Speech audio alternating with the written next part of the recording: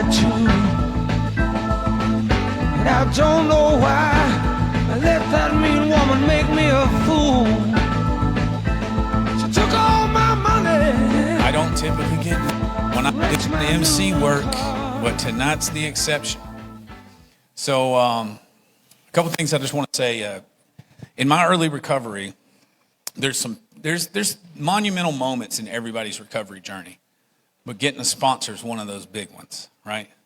They tell you in early recovery, they say, find someone that has what you want.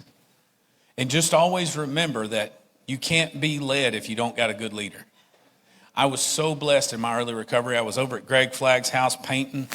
I felt like a first round draft pick in recovery. Everybody wanted to be my sponsor. Joel even tried to sponsor me at one point in time. And I'm standing out in front of Greg's house, and everybody that I'd asked to sponsor me was either on vacation in Rome or some weird thing that happened. And this man pulls up in the driveway, and I'm kind of materialistic as it is, in his nice BMW SUV, and I'm like, that guy's got what I want. And lo and behold, he walks out, and I'm just like, hey, will you be my sponsor? And he's like, sure. And it was one of the best decisions that I've ever made. And so tonight, I'm so excited that you get to meet my sponsor and half the guys' sponsors in here, Mr. Tony Collins. All right. Is this on? Is it on? Can you all hear me? Hello, family. My name's Tony. I'm an alcoholic and an addict and a gambling addict and a sex addict and a food addict, and I qualify for half a dozen different 12-step programs, but I can tell you that. But let's have a moment of silence for the alcoholic and the addict that's out there shooting dope and drinking at night, and the kids in the house that are dealing with all the uncertainty that a lot of us experienced as kids, and me being one of them, of the violence and the uncertainty and the instability and the fear of living in an active home. Let's have a moment of silence.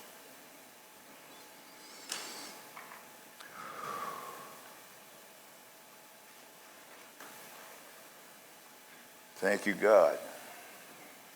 All right. Well, you know what I'm going to talk about tonight? Because I sure don't know. I never know. I got an idea what I'm going to say, and my only hope is that, you look at my life today like Paul looks at my life today, and you look at my life, my house, my wife, and the things I get to do in my sobriety, and you say, that guy, he can't identify with me. But I hope when I'm done, you'll know that I know where you are, and I can meet you where you are. Because if I don't have the ability to meet you where you are, coming out of treatment center on the flight deck, still shaking, in early recovery, I've gotten too sober. And I hope I never get that sober, that I can't meet an alcoholic and a drug addict where he is. Because I know what it's like to still taste the ether of shooting cocaine and catching your breath. I still know what it's like. I know what it's like to spend the top of a half gallon of vodka, take a big joke. And what do? Because that's what I drank and drug for. I don't know what you did, but that's what I did for, just to be comfortable. Because as a kid, all the way up until I picked up my first beer at 13, I was very uncomfortable. But before I start, because being an alcoholic and an addict, I'm going to tell you a tragedy. These are tragedies. But you're going to laugh. But they're tragedies. The guy that I was a year ahead of him. He died a couple years ago with cancer, and we spent a lot of time together in Norfolk. I moved to Norfolk in 2000, and I was there for like 10 years, and me and Reed became very good friends, and he was an alcoholic and an addict, and he was telling me this story about in the middle of like a 5-year remodeling of his house, 5 years. He went on a crack run, So he's running around, he's upstairs, man, he's got his last rock, and he's sitting on his bed, he's getting ready to put it in the bowl and smoke, and he drops it. And it had the old horizontal slat floor, like 3/4 slats in it. And it dropped right down into the ceiling. And he intuitively, without even thinking, knew what to do. He went and got a measuring tape, measured off the side wall, measured off the front wall, went downstairs, measured off the side wall, measured off the front wall, and cut the hole in the ceiling. That's tragedy. That is tragedy. And I'll tell you an alcoholic story. A guy I sponsored in Norfolk. He had about 30, 40 days, and he'd been having trouble staying sober. And he lived in this apartment building that my friend Reed lived in. So something went out in Reed's apartment, the refrigerator or air conditioner or something. He said, damn, he said, he didn't have the landlord's number. He said, I think John's got the number. So he goes down in the next building, knocks on the door, and John opens the door, and he can tell he is just pied as hell, man. He's just like wobbling around, and said, John, you have the landlord's phone number? He said, yeah, I think I got it. He said, come on in. He comes in, it's like a 70-pound boxer sitting there looking at him, didn't look real friendly. And there's a big plate on the table with a steak on it, the potato, and sitting there on the table. And John said, wait right here, it's in my car, I'll be right back. So he's gone like 15 minutes. And he comes back and he's walking down the hallway and knocks on the door. Reed opens the door and John says, come on in. Come on in. He's standing in it's his place. And he walks in and he looks over at the table, he sees the plate empty. He said, damn, I'm still hungry. True story. These are tragedies. Tragedies. And I had many of them, and some of you had them. I had some that I'm ashamed of still today. And I'm much more an alcoholic today than I was the day I walked in Alcoholics Anonymous, I can assure you that. I've got 2 birthdays coming up in a few weeks. On November the 7th, I'll be 71 years old. On November the 11th, I'll be 35 years sober.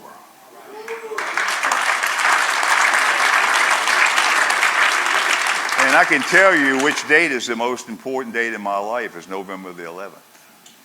It is the absolute most important day in Tony Collins' life, bar none. Without that date, the rest of them won't make much difference. Because if I'm drinking and I'm running birthdays and anniversaries and Christmases and Thanksgivings and Halloweens, there'll be more tragedy. Because I know I can still identify with the tragedy, and I see it with guys that I work with in 12-step calls I've been on, and it just shakes me to the core. So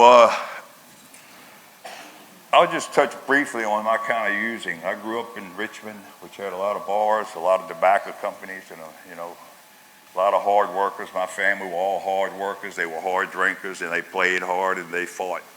And drinking was a contact sport in my family, and unfortunately, I took that lineage into my first 2 wives and 2 sets of kids, and they got to experience, chaos and doors getting busted and windows getting broken and, a lot of collateral damage and the kids just not knowing what's going to happen, and that's the way I grew up, and, our family, they went to church a little bit, and they were good people. Like I said, they were hard workers, but they just couldn't stop drinking. And they go to church on Sunday and get drunk on Friday and raise hell and hurt each other and have all kinds of guilt and remorse and all this stuff they make up, and I'm never going to do it again. They might buy you this and buy you that, trying to make amends, you know what I mean? So you walk around and you know if something's going to break Weston, but you just never know when.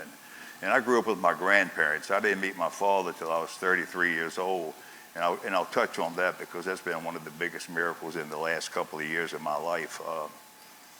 So at 13, I convinced this guy working at 7-Eleven to sell me 4 quarts of Pabst Blue Ribbon at the back door at 11 o'clock.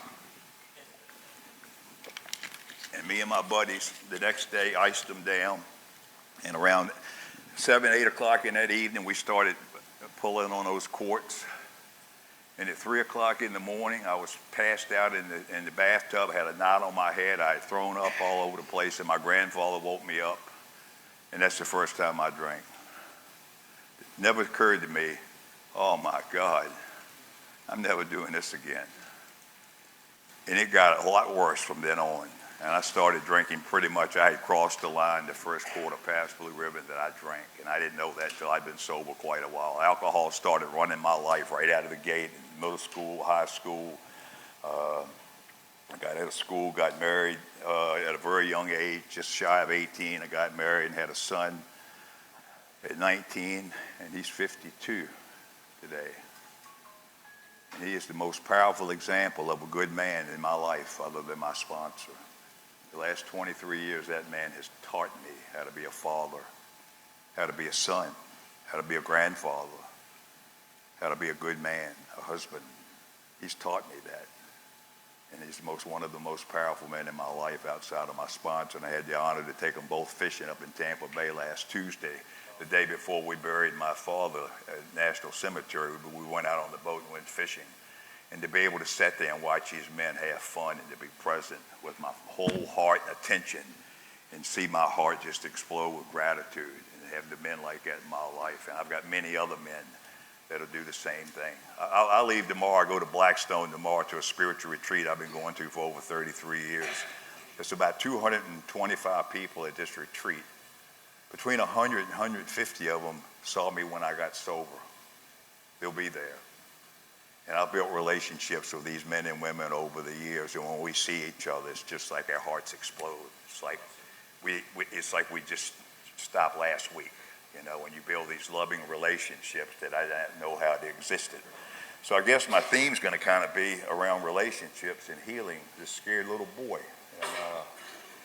And I'm writing a book right now. It's called The Lonely Boy. I thought you'd like to know, because I grew up as a very lonely, scared little kid, and I was the only child. I lived with my grandparents, and there was a lot of handicaps in my family. My uncle had multiple sclerosis. My grandmother was deaf, and my grandfather had some mental problems and alcoholism, and went to jail a lot of Fridays and Saturdays for drunken public and fighting.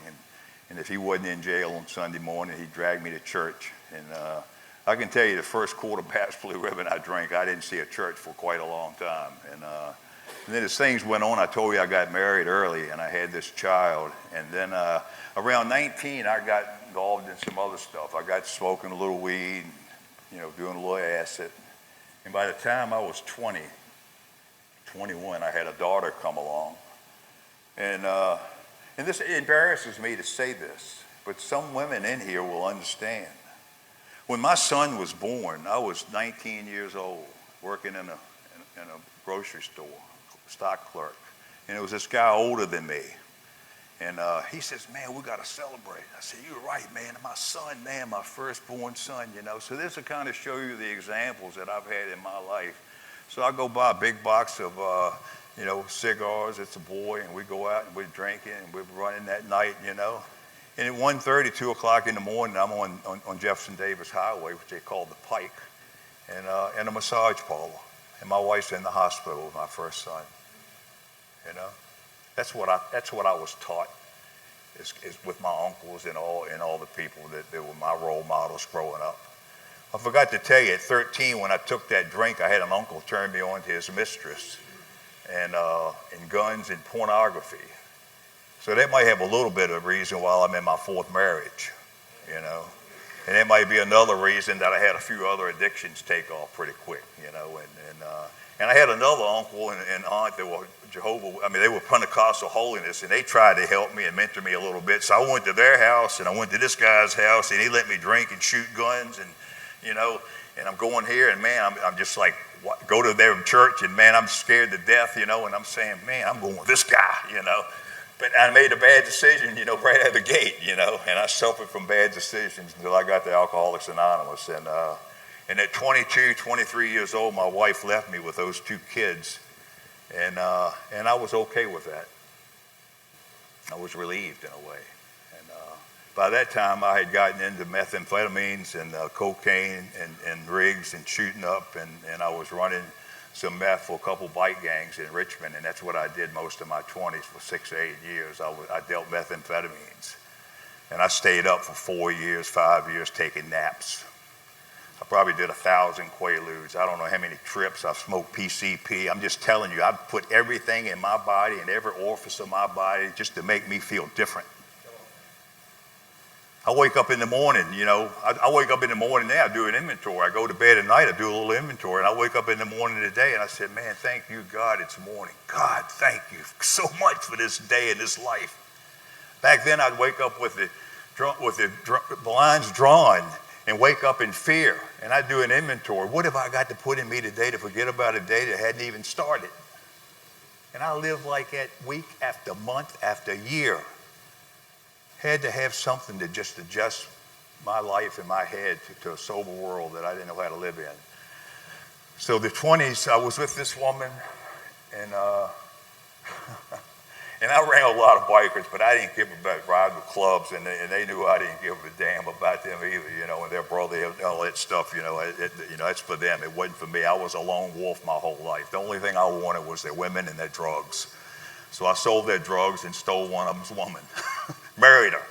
And we stayed together for 16 years. And her husband's in the Baltimore City jail, and my wife's left me. I got two kids. She's got 2 girls, and we ended up, first night we were drinking Kessler's whiskey and shooting dope for 2 or 3 days, and we stayed together for 16 years. She got divorced, I got divorced, we got married, and I dragged her around the whole time in the 20s that I was running here and running there and moving. Because when you're dealing drugs, you're moving a lot. You're moving and you're changing cars a lot. I had a 67 yellow Impala with a black vinyl top on. I did a blast so much one morning, like 2 o'clock in the morning, that it actually overamped me and knocked me out for like 3 hours. And I woke up at 5 o'clock, 5:30 in the morning, wide awake. I said, whoa, man, I was just amped up. I got out and jumped in that car and threw it in reverse and backed out and smacked right into a big old oak tree and just crunched the whole rear quarter panel in. And I said, well, it's time to get rid of this car. So I drove down the Hall Street where this used car lot. I knew the guy would be there by 8 o'clock. I drove down there and waited for him to get there, and I left in a blue Malibu, you know. The day had just gotten started. I mean, they're the kind of ways I live. And my wife and kids, we went to North Carolina for a couple of months, and I'd leave and be gone for 2 or 3 days or sometimes a couple of weeks, that you never knew when I was coming back, you know. And that's what my first 2 wives went through. When I left, they didn't know when I was coming back.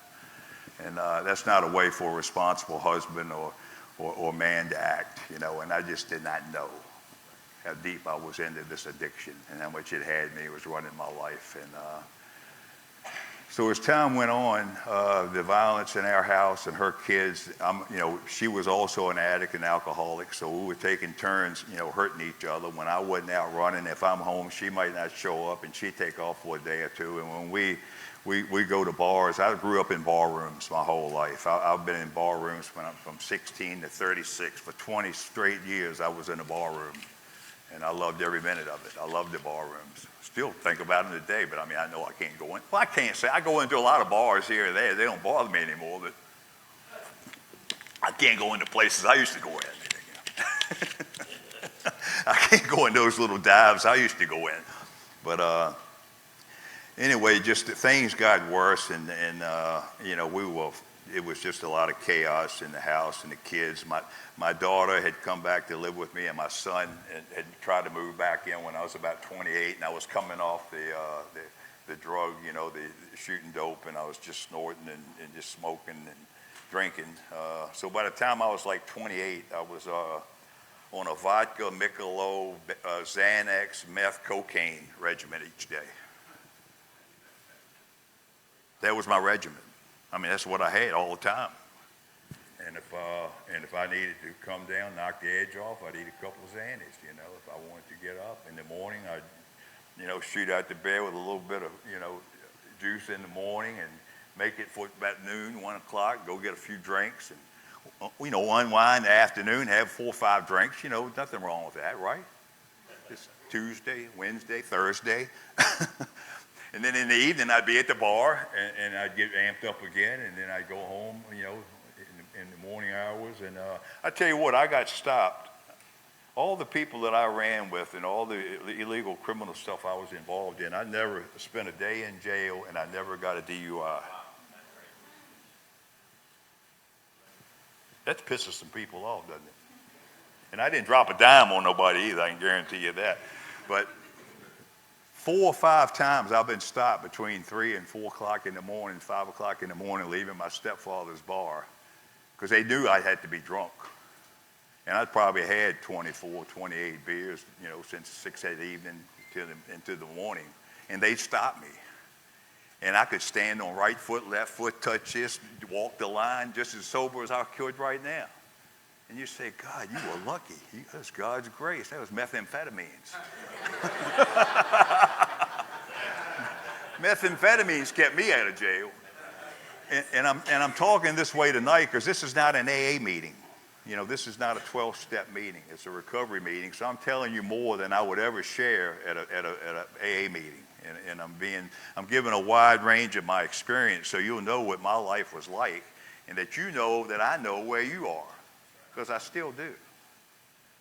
And so, time went on, and when I was 35 years old, just prior to 36, I had a place at the river. I had a business. I mean, I weighed 327 pounds. My liver, I had stage 3/4 hepatitis and cirrhosis, and didn't even know it. I was blowing up, and I couldn't get high anymore. I couldn't do enough meth and enough anything to stay up past 11 o'clock news, and still eating right through everything. You know, I mean, my whole body was just starting to shut down, and I might drink 2 or 3 beers one time and get just wiped out, or I might drink 18 and do something and roll on. I never knew how it was going to affect me after a while, because my body and my enzymes and my liver and all was so out of balance. And that was like in my mid-30s. And me and my wife, we went down the river one weekend, and I remember this ride home on a Sunday morning. We had left our kids from Thursday to Sunday, a 13-year-old, a 15-year-old, and a 16-year-old, and my son and her 2 stepdaughters, and we left. And when we were gone, and on the way home this morning, driving on the way home, we say, we need to change things up. We need to get our life together. We need to stop drinking and get back to church and, go to the gym, all these grand, clean up our life, So that was our conversation on the way home this Sunday morning, and that was around the end of July of 1990. And when we got home, some events had happened in our house domestically that just blew our world apart, blew it apart. And my wife and I, we got so angry and bitter at each other that very morning we're talking about trying to change things.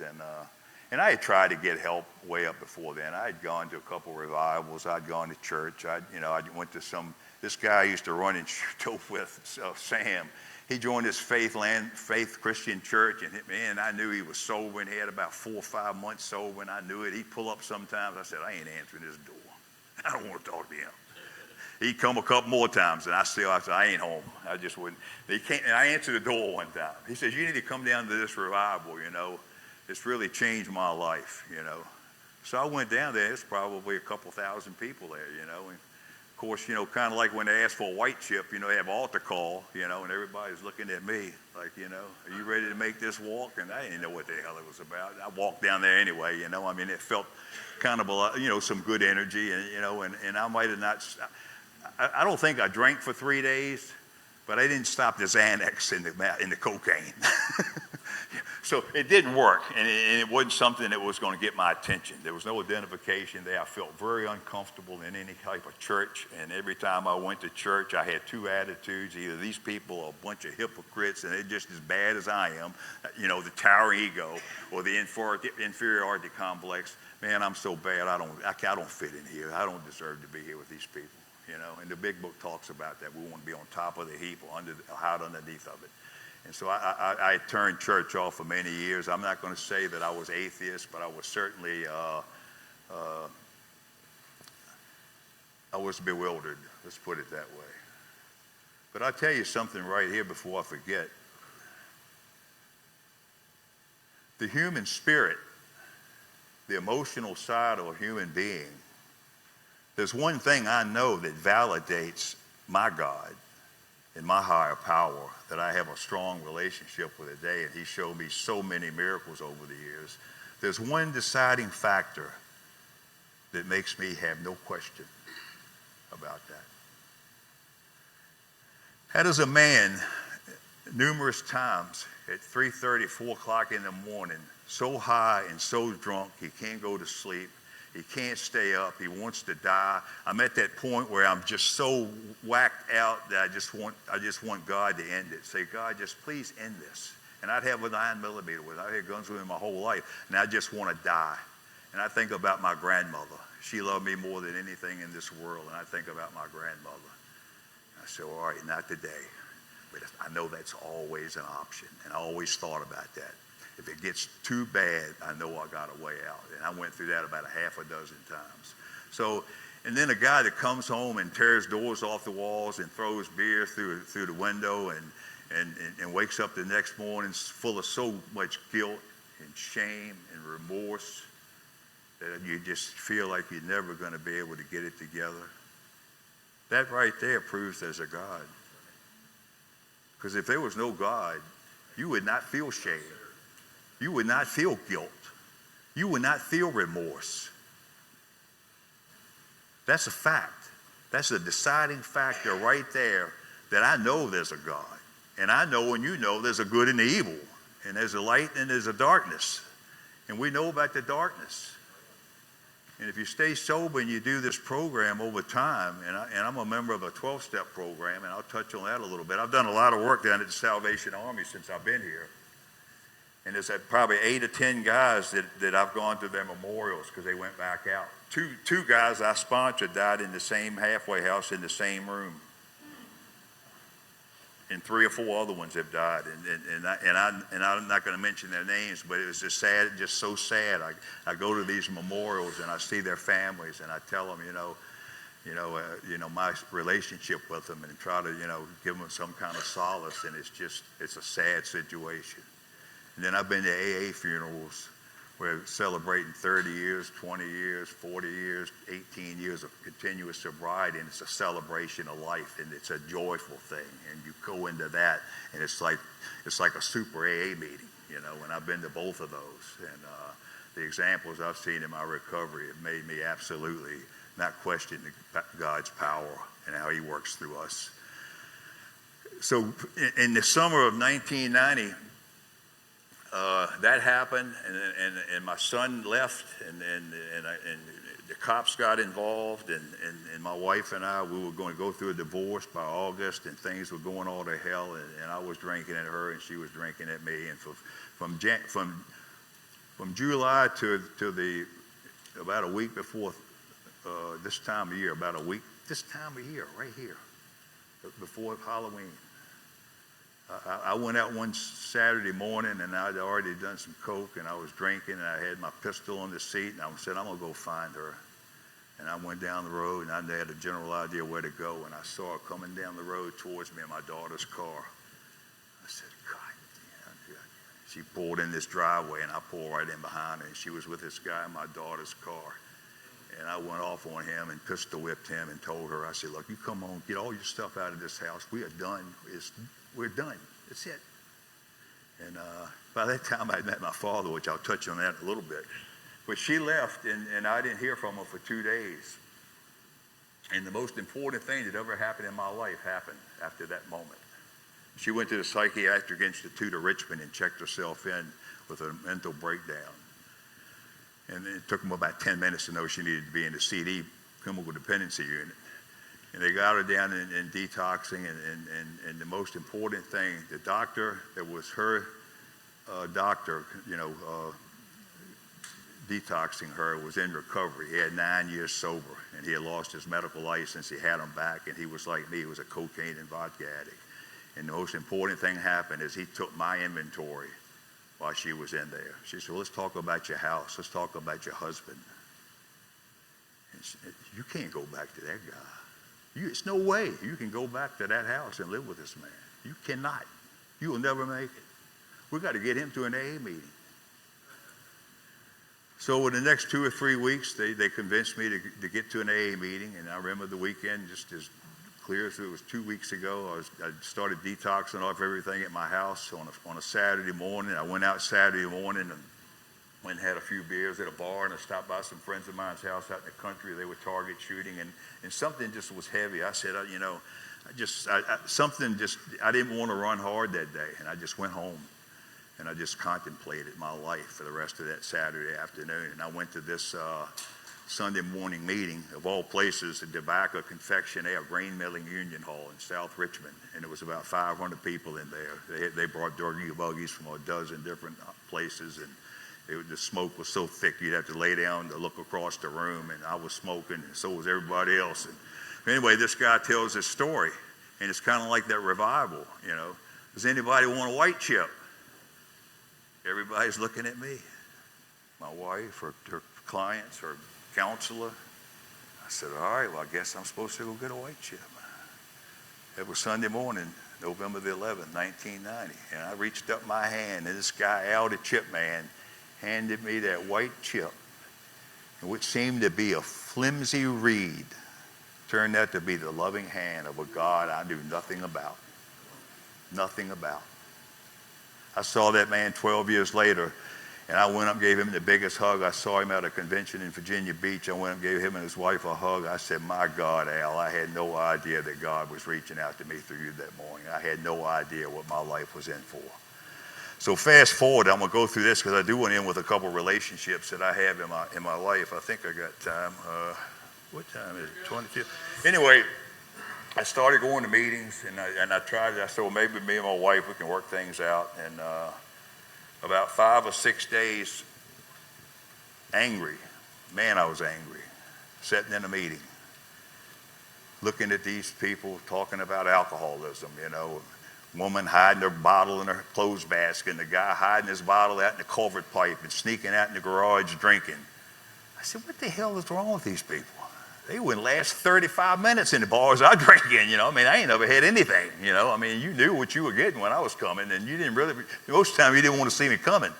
And so I sat there, and then this one guy, this one meeting, he spoke for about 2 minutes, and he explained my life over the last 15 years or so about the alcohol, the contraband, the guns, the vodka running around in the country, the police coming to the house, the kids crying, and all that chaos and all that pain.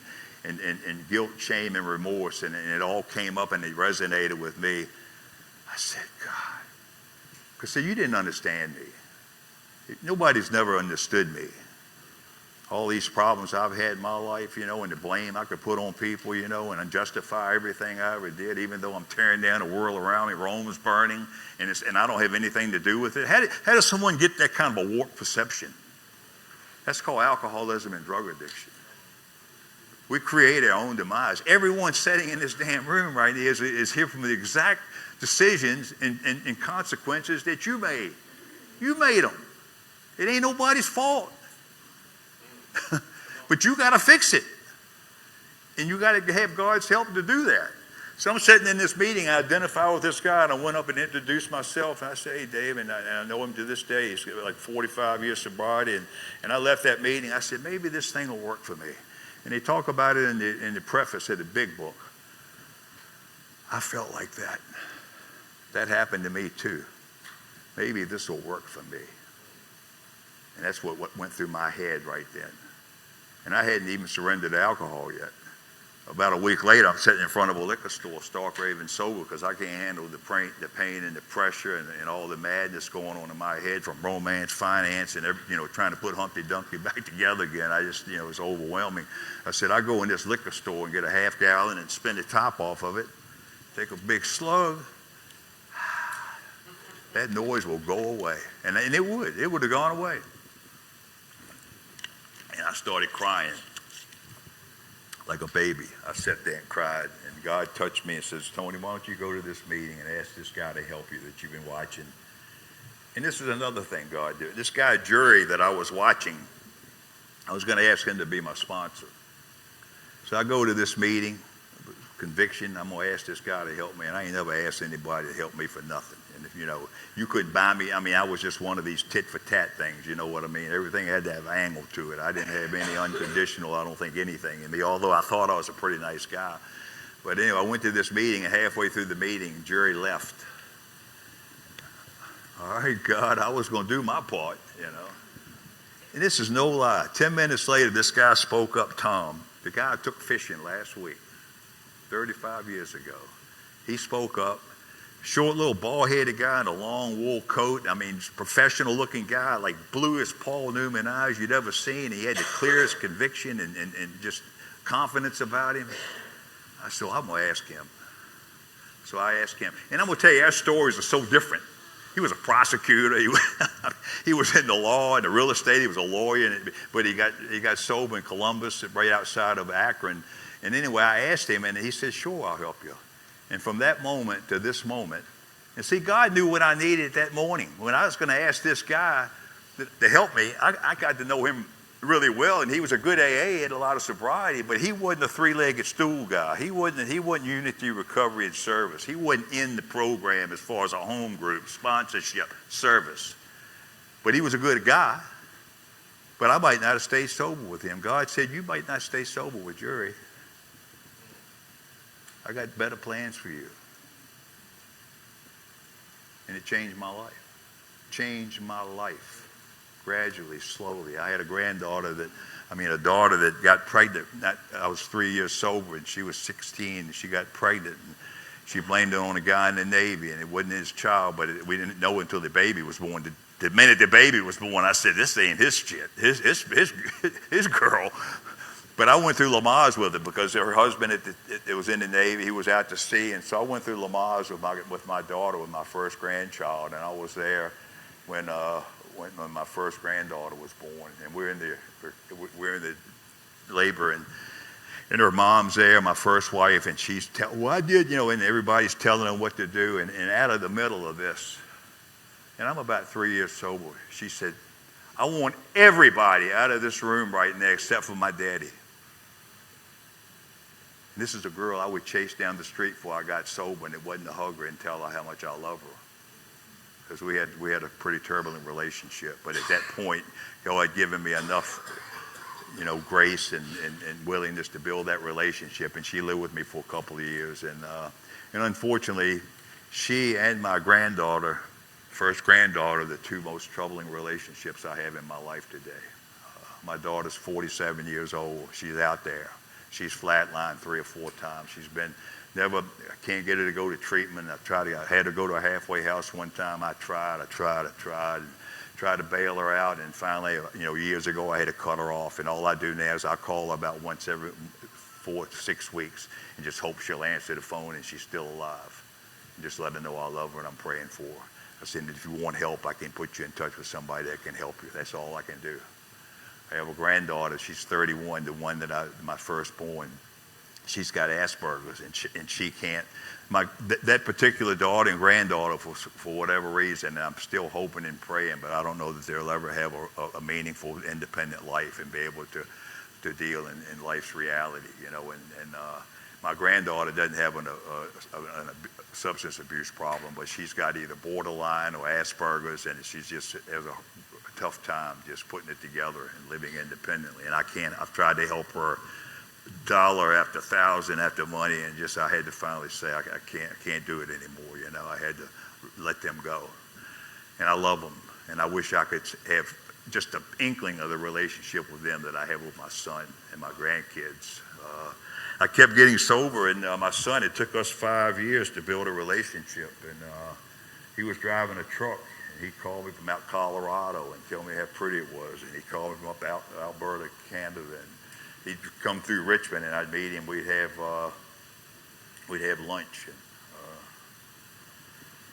and one night he called me crying from Nashville, and he was just crying. He was hurt. He was just broken down. The woman he'd had a child with cheated on him, and he was just crying. And he said, "Daddy, I just need you to tell me you love me." That's all he wanted. Just tell me you love me. He came back, lived with me and my wife for a while, and he's the most important man in my life today, bar none. He's just a great man, and I wish I could just have some kind of relationship with my daughter, but it's not my fault. It's not my son's fault. It's nobody's fault, because she's trapped in her own madness, and just, the worst thing, I can get a stranger to help her if she's ready. I can get someone in AA or NA or a recovery program. I tried to get on a year-long recovery program up in Richmond. Bought her a bus ticket back from Wheeling, West Virginia, where she was running around naked in a hospital and was green warranted and locked up. And I said, I'll buy you a bus ticket back to Richmond. That's all I'm spending, but I got this year-long program. I want you to go into the healing place. And she came back to Richmond. This has been probably 5 years ago. And she didn't go to the healing place. And that's the last thing I've done for her. And it breaks my heart, you know. So anyway, I had other grandkids come along. I had a grandson come along and a couple more granddaughters. And I started getting involved in their life and just building relationships with them and my son. And I forgot to tell you, after my second wife, I had to leave her to stay sober. At 4 years sober, she relapsed, and the kids. I wanted everybody to I wanted a recovering family, you know what I mean? I wanted to, you know, me and the wife were going to AA, and I went to NA when I got sober, but alcohol was always my deal. Alcohol from 13 to 36, alcohol was my go-to all the time. Alcohol took me down all these other paths, and I mean, as much as I love drugs and everything I put in my body, alcohol was my root cause, and I found my solution in Alcoholics Anonymous. Now, do you think I can qualify for an NA meeting? You betcha. I'm a double winner or loser, however you want to look at it. But, you know, I started going, my wife at the time, you know, 4 years, and I said I got, you know, about 12, 13 days before Christmas, I left and went to live with a friend of mine in the program for a couple of months, and then got in a relationship within a couple of months there, and that lasted a year, and then I got out of that, and I was going to this spiritual retreat that I'm going to tomorrow, and I met Pretty Patty. Oh my God, 10 years younger, beautiful girl. Everybody loved Pretty Patty, and I met her at a spiritual retreat. It had to be of God. I damn near got drunk over that one. It lasted about 3 years. I'm going through interferon treatments for my liver enzymes and hepatitis C. I was on interferon and different types of stuff for my liver treatment for like 14 of my first 20 years before they came out with this Harvoni. I actually got cleared of hepatitis C right here in Bradenton. I'll try to have time to close in on that. So anyway, I married Patty, and when we got divorced, I said, there's no way I am telling a woman that I love her. No way that no one's moving into my house, and I'm not moving into anybody else's house unless I know it's the person that God intends me to be with. I was 10 years sober and 46 years old. And I dated for 4 years, and I had a lot of fun. I fished, I had a boat, I lived down the bay. I'd go out to Chesapeake Bay 2 or 3 nights a week and fish till 3 o'clock in the morning, catching cobia and drum and rockfish, and just had a blast. And I was almost to the point where I said, I'm okay with this. I love being alone. I found out who I was, and I had my family, and I had dragged so many women through my kids' lives over, you know, the first 10 years. I'm saying, I can't do this anymore. I am not settling. So my sponsor said, why don't you make a list, you know, what you're looking for and what's non-negotiable. Okay, yeah, that's what I'm looking for. Independent, you know, we got 4 dynamics to a relationship. If you don't understand this, the physical is the first one. Beep, beep, beep, beep, beep, beep, beep, beep, beep, beep, woo, bam, fireworks. And we can die off of those signals. Can die. Because then there's an intellectual component. Can you have a conversation with this person? Can you talk about days events? Where are you lined up, you know, with morals and life in general? And what are your interests? And what do you bring to this? And what maybe can I bring into your life? Okay? And then there's an emotional component. Can this woman be there for me emotionally when I need her to fill my cup up a little bit? And can I be there for her to help her when I know she's going through a tough time? Because see, I'm the kind of guy, if my wife's walking around and she's got a problem, I say, what the hell did I do there? What's she got to worry? Well, she got anything to be worried about, man? Everything I'm doing, I put it all on me. And when someone can be having a bad day, my wife can having a bad day today, and I can go up to her and say, hey, are you okay? You sound like you're just a little off. What do you need from me right now? Well, I can just hold her for like 5 minutes, and we just hold each other. And it has nothing to do with sex. It's called intimacy, something that I did not know anything about. So at 10 years sober, 4 years later, I met her when I was 50. We've been together about 22 years, and we got the most wonderful life I could ever imagine. And I ended up getting involved in development, construction development, had a good run, made a lot of money, lost a lot of money in sobriety. But my life today is beyond anything I could ever imagine, and I wouldn't give it up for nothing. I don't want to be anybody else but me. I'm the only person I want to be today. And I don't have any mask today. What you see is what you get. And I'm transparent today, and you can trust me today. And I heard Dr. Sutton say this, and we'll hear different things. It's God grants us favor. It doesn't mean we're special. It just means as we go along and people watch our lives and they see the way that we run our life, that we become trustworthy. We become dependable. We come, I ought to talk to him because he looks like he would listen and maybe have something to offer, and you would listen. Where when you're running this self-centered, narrow-minded thing, and you can't see the world, it's very little you can help somebody else because you're so self-absorbed in this little funnel, So God has really opened my eyes a lot. And I tell people today, the ongoing journey in my spiritual life has been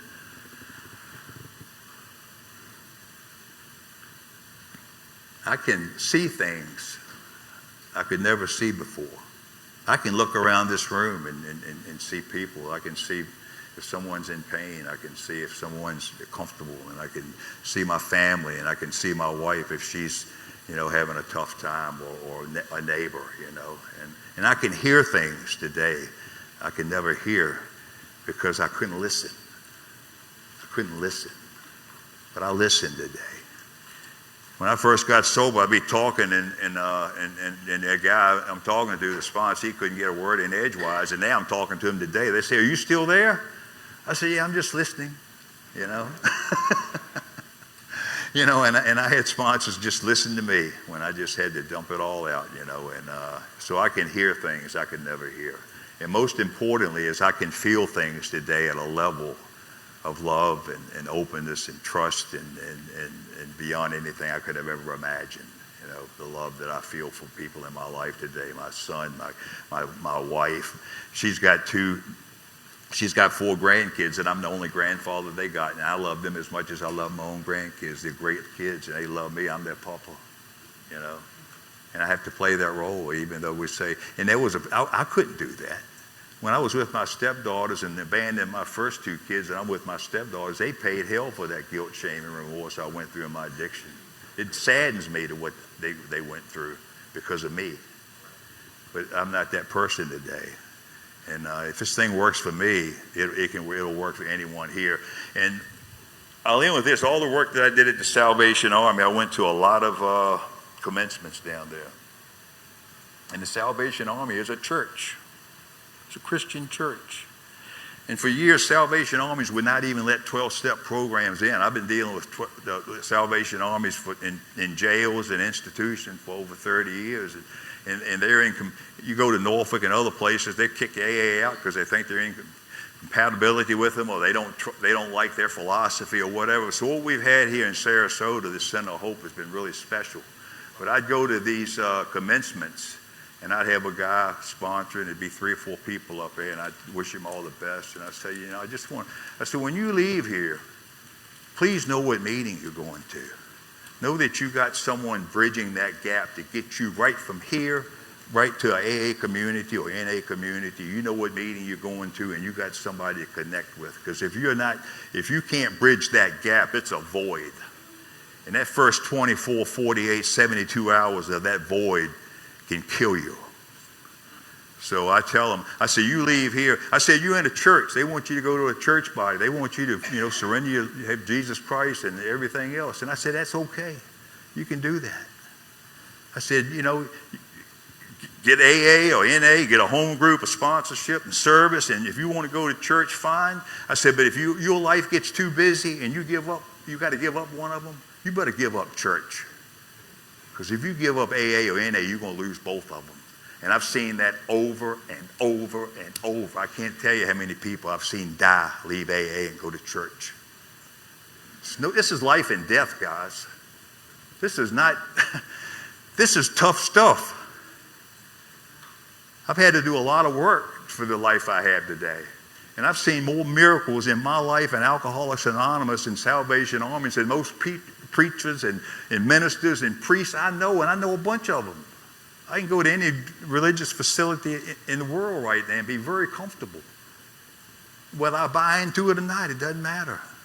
Because I know God don't love any of you or love anybody in any other church any more than he loves me, because he's shown me thousands of times. And that's my question, get involved, get a home group, get a sponsor. This is not a joke. I can't tell you how many people that I've seen die and go back out and look like they were on the right path and they just got diverted. I'm going to finish with this. My dad, I buried him 2 Wednesdays ago.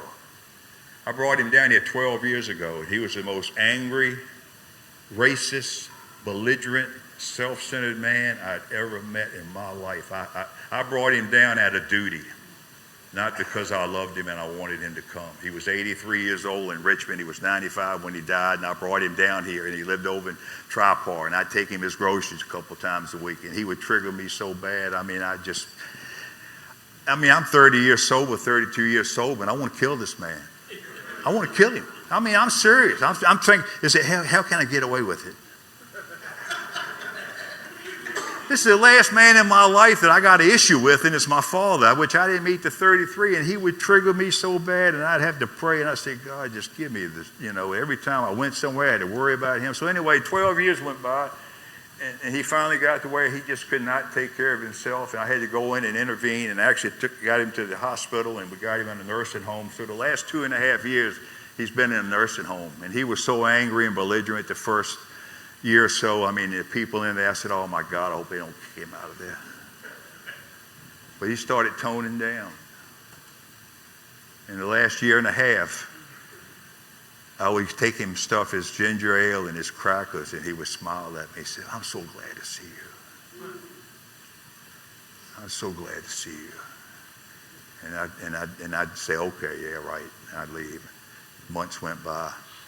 He said, I love you, son. I'm so glad to see you. And over a period of several months, every time I walked in that room, it would light up. He would just light up. He said, oh my God. He said, it could have been 3 days ago I was there. He said, what were you, 2 weeks ago? And he was, he was getting up in age. But at the end, I said, I love you too, Pop. I love you too. He said, I love you, son. I was with him at the hospital when he took his last breath 3 months ago. He had a heart failure. He was on a Sunday. And I'm sitting with him, and I'm talking to him, and they thought he had died one time, and then he came back, and I was just whispering in his ear. I said, everything's good, Pop. You good? I'm good. We're square. It's all good. I love you. And he took his last breath. That's powerful stuff, isn't it? Well, you can all have that kind of life and that kind of love for people. I'm going out. I'll see my granddaughter Friday. She's in Bridgewater College. When I go up to Natural Bridge, I'm gonna go spend a couple hours with her on Friday, and I can't wait to see her. I just love her so much. My grandkids. And I just got so much joy in my life, and my life is so unbelievable. And I've been everywhere in the world since I've been sober. I'd sit on bar stools and say, fantasize, I'm going here, I'm going there, I can't wait to get enough money, I'm going to do this and do that, and I'm sitting there hammering down beers and going out and getting high, I've done everything in sobriety that I ever thought I'd want to do sitting in a bar and more. I've fished around the world. I've been all over the country in different countries in Canada and Spain, Portugal. My wife and I have traveled. We live a good life. And you would never think, with what I told you, where I came from, that I could have this life today, I don't think. And if I had not told you my experience, because that's all I have to give you is my experiences. I'm not here to preach to you. I'm not here to tell you anything. I'm not here to sell you anything. The only thing I can give you is my experience, and I hope I've done a fair job at that. Thank you.